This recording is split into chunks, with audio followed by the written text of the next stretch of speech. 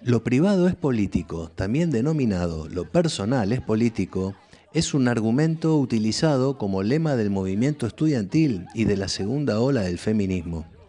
Esta frase busca poner de relieve las conexiones entre la experiencia personal y las grandes estructuras sociales y políticas. En el contexto del movimiento feminista de las décadas de 1960 y 1970, fue un primer desafío a los valores de la familia tal como se conformaba entonces.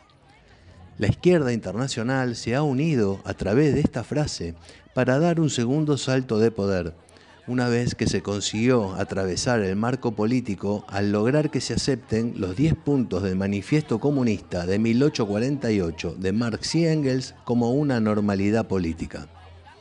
Te propongo revisar esa época junto a todos autores y sus obras escritas, las cuales todavía se discuten hoy día en el conversatorio político, o sea, su evolución en el tiempo y cómo han logrado sus conquistas en más o en menos. Es bueno conocer las estrategias de la izquierda para consolidar ese poder que siempre tiene. Arranquemos entonces. El lema, lo privado es político, se ha convertido en un dogma central dentro de los movimientos de izquierda contemporáneos, especialmente a partir de las corrientes feministas de los años 70. Se popularizó con el ensayo de Carol Hanisch en 1969, dentro del feminismo radical. Esta expresión buscaba evidenciar que las relaciones personales y las relaciones familiares no eran neutrales, sino que estaban impregnadas por relaciones de poder, particularmente por el patriarcado. Autoras como Kate Millett, con su obra Política Sexual de 1970, profundizaron esta visión, señalando que las estructuras opresivas operaban también en la intimidad del hogar y las relaciones interpersonales.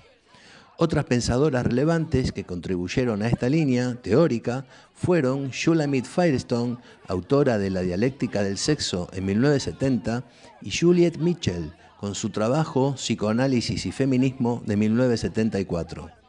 Estas obras sentaron las bases del feminismo de la segunda ola y consolidaron la noción de que el ámbito privado no está exento de luchas de poder. Con el paso del tiempo, esta perspectiva se extendió a otros ámbitos de la vida privada.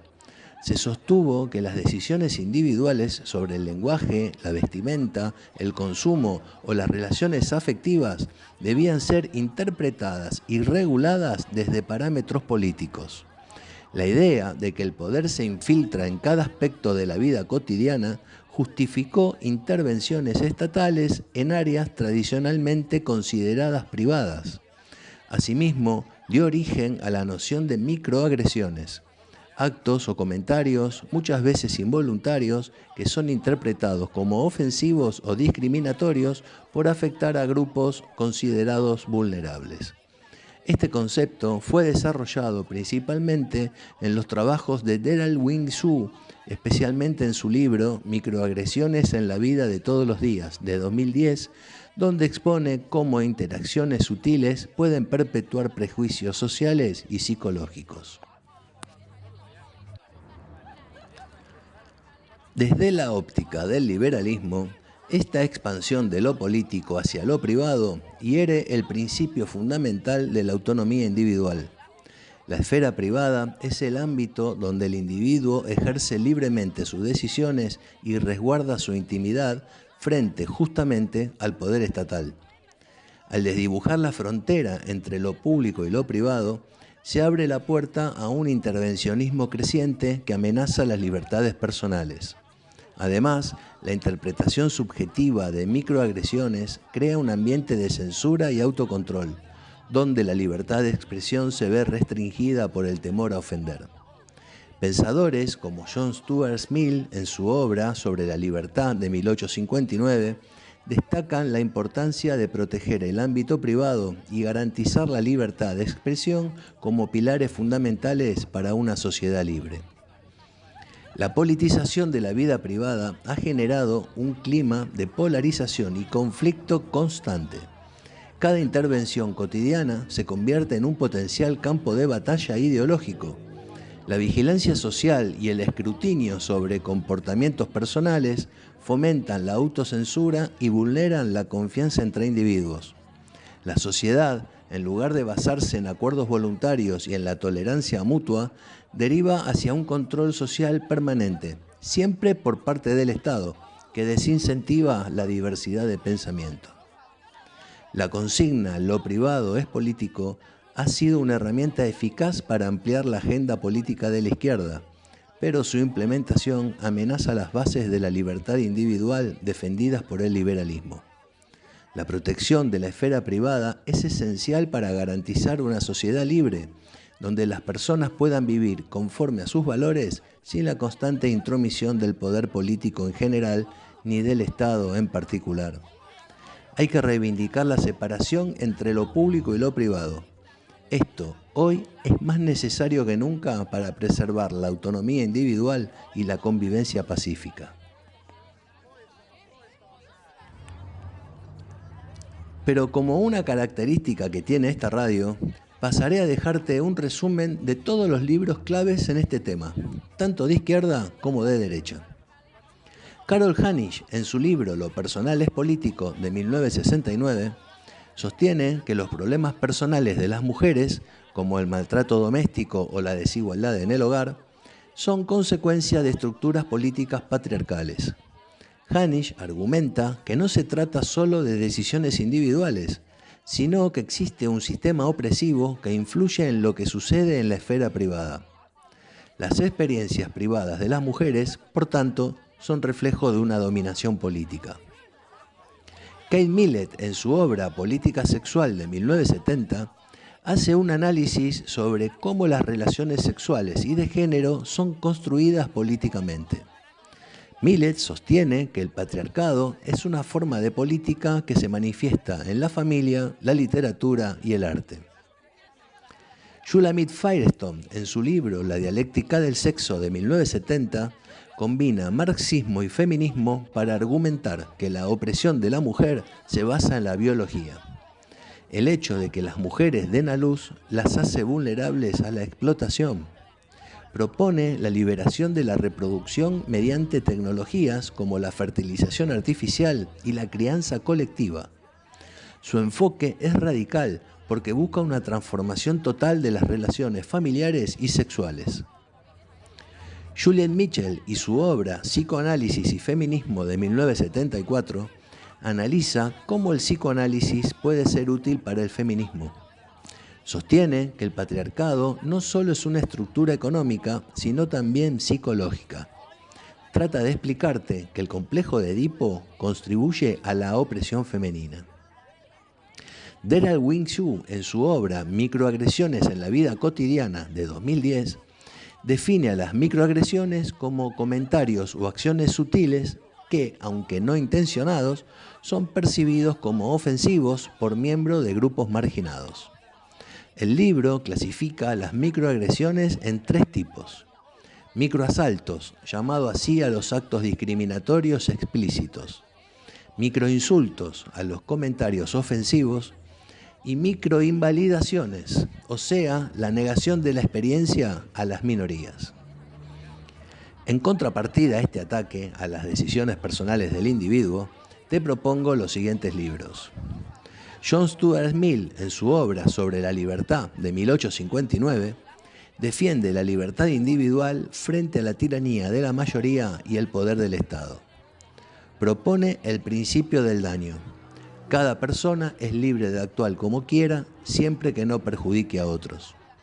Insiste en la importancia de la libertad de expresión y el debate abierto para el progreso social, y advierte contra el paternalismo estatal y el conformismo social. Christina Hoff Sommers, en su obra ¿Quién robó el feminismo?, de 1994, critica el feminismo radical contemporáneo que, según ella, promueve una guerra de sexos y distorsiona hechos para victimizar a las mujeres. Propone un feminismo de igualdad, centrado en la equidad legal y de oportunidades, y defiende que muchas de las desigualdades actuales son elecciones personales más que imposiciones patriarcales. Thomas Sowell, en su libro La búsqueda de la justicia en 1999, critica la búsqueda de justicia social absoluta, argumentando que este ideal utópico lleva a intervenciones estatales dañinas y a la destrucción de las libertades individuales. Sostiene que las desigualdades no siempre son injustas y que el intento de forzar la igualdad de resultados genera más injusticias que beneficios. Y por último, Friedrich Hayek, en Camino de Servidumbre de 1944, advierte que el intervencionismo estatal y la planificación centralizada conducen inevitablemente a la pérdida de libertades y al autoritarismo. Sostiene que la libertad individual y la economía de mercado son esenciales para el progreso y la justicia social. Critica las políticas colectivistas que subordinan el individuo al Estado. Uno de los grandes triunfos estratégicos de la izquierda contemporánea ha sido la politización de lo privado. Al convertir cuestiones personales, como las cuestiones familiares, las relaciones de pareja, el lenguaje cotidiano o las elecciones individuales sobre el cuerpo, en debates públicos y luego en materia de políticas estatales, la izquierda ha logrado fijar los términos del juego cultural y político. La derecha, en su mayoría, ha caído en la trampa de responder en ese mismo terreno, aceptando que estas cuestiones privadas son de interés colectivo y gubernamental. Así termina discutiendo según las reglas que la izquierda impone, perdiendo de antemano. ¿Por qué sucede esto? Cuando la izquierda dice lo privado es político, está obligando a que todo sea discutido en el ámbito público y estatal. No es solo un debate cultural, es una invitación a legislar y a meter las narices de la política sobre lo íntimo. La derecha, en vez de negar esa premisa y defender el límite entre lo privado y lo público, acepta el debate, pero lo hace para intentar imponer sus valores tradicionales en lo privado de otros. Así, en lugar de decir, esto no debe ser regulado por el Estado, dice, esto debe regularse según mis principios. Resultado, gana siempre la izquierda, porque lo importante para ella no es el contenido, sino que se haga norma la intervención estatal en lo privado. Cada vez que la derecha se sienta a discutir el aborto, el matrimonio igualitario, el lenguaje inclusivo o las microagresiones, acepta que esos temas son asuntos del Estado. En vez de reafirmar que esos temas son decisiones personales, cae en la dialéctica de la izquierda. Legislemos sobre todo. Cuando pierde, avanza la regulación progresista. Cuando gana, impone una regulación conservadora. En ambos casos, se naturaliza que el Estado debe decidir sobre la vida privada, es decir, nunca gana la libertad individual. No siempre la derecha defiende de la autonomía individual. Prefiere entrar en la batalla cultural con sus propias recetas. En vez de decir, el Estado no tiene por qué meterse en tu familia, en tu cuerpo y en tu vida personal, termina diciendo, el Estado debe garantizar que tu familia sea así, que tu cuerpo se use así, que tu vida personal sea conforme a estos valores. Así, se vuelve también autoritaria la respuesta, perdiendo apoyo entre sectores que valoran la libertad individual, especialmente los jóvenes. ¿Cuál es la salida? Volver al liberalismo clásico, defendiendo el derecho de cada persona a vivir como quiera, mientras no dañe a otros, recordando que no es el rol del Estado dirigir vidas privadas e insistir en que la vida privada no debe ser politizada, ni por la izquierda ni por la derecha.